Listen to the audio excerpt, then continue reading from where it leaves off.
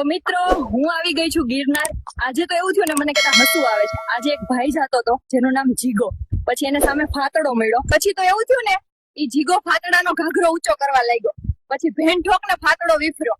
પછી ફાતડે જીગાને ઘાઘરામાં ઘાલી નાખ્યો. જીગાને તો પછી 5 દિવસ આઈસીયુ માં રાખ્યો. હવે હું તો હસી હસીને ગોટા થઈ ગઈ છું. જીગો તો હવે ફાતડાનું નામ પણ નહીં લે ક્યારેય. અને 5 દિવસે આજે થોડો ભાનમાં આવ્યો છે અને જેવો ઉઠ્યો ત્યારથી ફાતડો કરે છે. હજુ તો મને લાગે છે કે ઘાઘરામાં કંઈક બાકી રહી ગયું છે. ને મિત્રો આ વિડીયો માસીબા માટે નથી, આ એક ભાઈ છે જેનું નામ દસો છે, તો આ દસા માટે બનાવ્યો છે, માસીબા માટે નથી, તો ખોટી કોમેન્ટ ના કરવી. હેલો દોસ્તો, હું આવી ગઈ છું ગિરનાર. મને પછી બહુ ઉઠાણ ચડી હતી એટલે મેં એક ફાતડાને જોયો. પછી તો મને લેવાની ઈચ્છા થઈ ગઈ. પછી હું ફાતડા પાસે ગઈ, ફાતડાનો ઘાઘરો ઊંચો કર્યો. ત્યારે તો ફાતડાને તો કશું હતું જ નહીં, એને તો કંઈક લબડતું હતું. ત્યારે તો હું એવી હસી ને પછી મેં મારી આંગળી નાખીને ઉઠણ મટાડી નાખી. ફાતડો તો જોતો જ રહી ગયો, પણ ફાતડો કરીને કરે જ શું? એને નીચે કઈ હોય તો કરે ને બાયલો. તો મિત્રો આ વિડીયો માસીબા માટે નથી, આ વિડીયો ભાવલા બાયલા માટે છે. તો તમારા ફ્રેન્ડ ભાવલાને શેર કરી દો, કોઈ ખોટું કોમેન્ટ ના કરે. હેલો મિત્રો, હું છું નિશુ. આજે હું અમદાવાદ આવી છું. તો મિત્રો આજે હું અટલ બ્રિજ પર ગાર્ડ મરાવા આવી છું. કોઈને ઈચ્છા હોય તો આવી જાઓ જલ્દી. તો મને મળી ગયા છે નવીનજી. તો આજે નવીનજી મને શોધવાના છે. તો મિત્રો હું કઈ જગ્યાએ શોધાવું? બધી જગ્યા તો પબ્લિક છે. તો મિત્રો અમદાવાદમાં કોઈ જગ્યા હોય તો જણાવો કે ત્યાં હું શોધાવી શકું. મને તો કોઈ જગ્યા જ નથી મળતી. શું કરું? અને આ નવીનીઓ પાછળ આંગળી ઘાલે છે. આ સોદું ને ખબર નહીં શું થાય છે ભેણ સોદ ને. શું મિત્રો તમે પણ મને ઠોકવા માંગો છો? તો આવી જાઓ અમદાવાદ. હું તો કરાવવા માટે આવી ગઈ છું, તો જલ્દી મેસેજ કરો વહેલા તે પહેલા.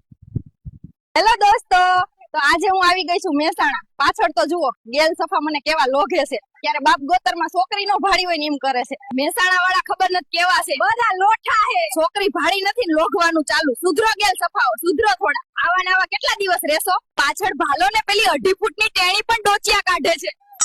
અરે મહેસાણા વાળા, તમે તો ગેલ ફાડ્યા નીકળ્યા. ને મિત્રો હમણાં મને એક છોકરો નંબર આપવા આવ્યો, તો શું એને હા પાડું કે તમારે સેટિંગ કરવું છે? જો તમારે સેટિંગ કરવું હોય તો મેસેજ કરો. તો હેલો દોસ્તો, આજે હું આવી ગઈ છું દીવ ને મારી સાથે છે આ બાવો. તો બાવાને ખબર નથી ઉઠણ ચડી છે કે શું, પાછળ હેડ્યો આવે છે. તો મિત્રો હું ને આ ઢોંગી બાવો બેસી ગયા છીએ હોડીમાં અને બાવો મને એમ કે છે કે તને જોઈને મારો ઊભો થઈ ગયો છે. મિત્રો હવે મને બાવો એમ કે છે કે હેડ બાવળમાં જઈએ કરવા માટે. તો મિત્રો તમે કહો આ શું કરવાનું કે છે? મને તો ખબર પણ નથી પડતી. તો મિત્રો મને ખબર ન પડી હું ઊભો થયો છે બાવાનો. હાલી દઉં, ઊભો થયો છે. તો મિત્રો આ બાવાને હું ઊભું થયું છે. તો મિત્રો હું બાવા સાથે કરાવવા જાઉં છું. બાવો કે છે કે હેડ કરાવવા માટે.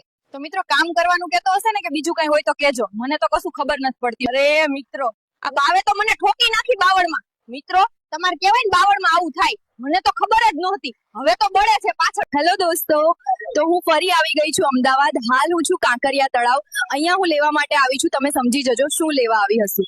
તો મિત્રો મને એક ડોહાબા દેખાયા છે, તો જોઈએ ડોહાને ઊભો થાય છે કે નહીં. જો ઊભો થતો હોય તો ડોહાને લઈને બાવળમાં જતી રહીશ. તો હું ડોહા પાસે આવી ગઈ છું.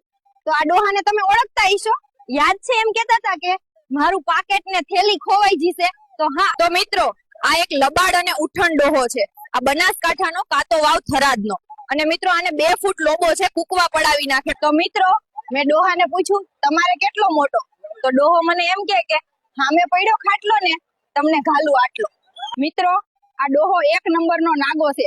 આને મારા 2 દબાવી નાખ્યા યાર, જોરથી દબાયા યાર.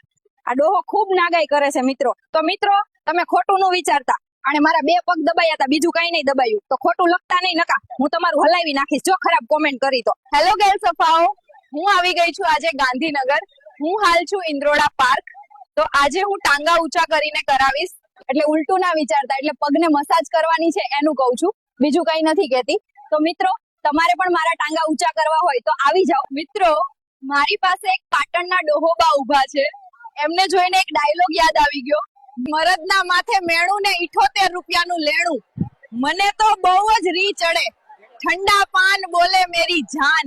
મિત્રો આ ડોહો છે ને બાયલો, ઠંડા પાન, લીટી, મીઠી સોપારી, છક્કો, ગેંડ મરોમણો છે. આ ડોહાને ઠગતો પણ નથી. શું? તો મિત્રો મારા વિડીયો ગમે તો ફોલો કરતા રહેજો ને હા, હું આવા બાયલાઓને પકડીને વિડીયોમાં લાવતી રહીશ. હેલો દોસ્તો, તો આજે હું આવી ગઈ છું અમદાવાદ. હાલ હું છું રિવરફ્રન્ટ અને મારી સાથે છે આ લીટી એટલે કે બાયલો વિજ્યો છે. મિત્રો, વિજયાના ભાઈબંધો પણ પાછળ ઉભા છે. તો એમાં એક જયલો ગેલઠોક અને નાગજી રંડવો અને વિકો મીઠી સોપારી પણ સામેલ છે. તો તમે સમજી ગયા હશો, વિજયાના બધા મિત્રો બાયલા, મીઠી સોપારી, છક્કા, ફાતડા, લીટી, ગેંડ, મરોમણા છે. એમના મિત્રો કરતા દીપક કલાલ પણ સારો છે. મિત્રો, એક વાત જાણવા મળી છે, આમાંથી એક જણને ઊભો થાય છે. તો મારે હવે ચેક કરવું પડશે કે કોને ઊભો થાય છે. મિત્રો, તો નાગજીને ઊભો થાય છે. તો નાગજીભાઈને હું સોરી કહીશ, કેમ કે મેં તેમને મીઠી સોપારી કહ્યું હતું. તો મિત્રો, નાગજીને કોઈ બાયલો ન કહેતા. ઓકે મિત્રો, મારા વિડીયો ગમે તો ફોલો કરજો ને હું આવા ગેલઠોકોની પત્તર ફાડતી રહીશ ને બાયલાઓને ગોતી છક્કા સાબિત કરતી રહીશ. હેલો ગેલ સફાઓ, હું આવી ગઈ છું ગિરનાર. આજે હું નાગા બાવાનો લેવા આવી છું. મને ખૂબ લેવાનો શોખ છે નાગા બાવાનો. મિત્રો, મેં સાંભળ્યું છે કે નાગા બાવાનો ખૂબ લાંબો હોય છે, એટલે મારે લેવો છે. તો તમે ખોટું ન વિચારતા, હું ચોટલાની વાત કરું છું, માથા પર જે હોય છે એ કહું છું. મિત્રો, મને બચાવો, આ નાગો બાવો મને ઘાલી નાખશે. એને ગધેડા જેટલો લાંબો છે અને ખોદિયા જેવો જાડો છે. મિત્રો, તમારે પણ આપવું હોય તો આવી જાઓ. હું 2.5 ફૂટના પણ લઈ શકું છું. એટલે હું ચોટલાની વાત કરું છું, નાગા બાવાને જેવો હોય એવો ચોટલો કહું છું. હેલો મિત્રો, આજે હું ગિરનાર આવી છું ને માર પાછળ 3 અઘોરી બાવા આવે છે. આ ત્રણેય બાવાએ મને બાવળમાં લઈ ગયા અને ઘાલી નાખ્યો. પછી બાવળમાં ત્રણેય જણાએ પાછળ ઘાલી નાખ્યો. એક સાથે ત્રણેય જણે ઘાલ્યો, એક આગળ તો એક પાછળ. એવી રીતે ત્રણેય જણા કરવા વળગી પડ્યા. એટલે બાવળ કાપવા લાગ્યા. ખોટું ના વિચારતા, બાવળ મોટા થયા છે એટલે કાપવા લાગ્યા. તમે નાગાઓ બીજું કંઈક વિચારશો.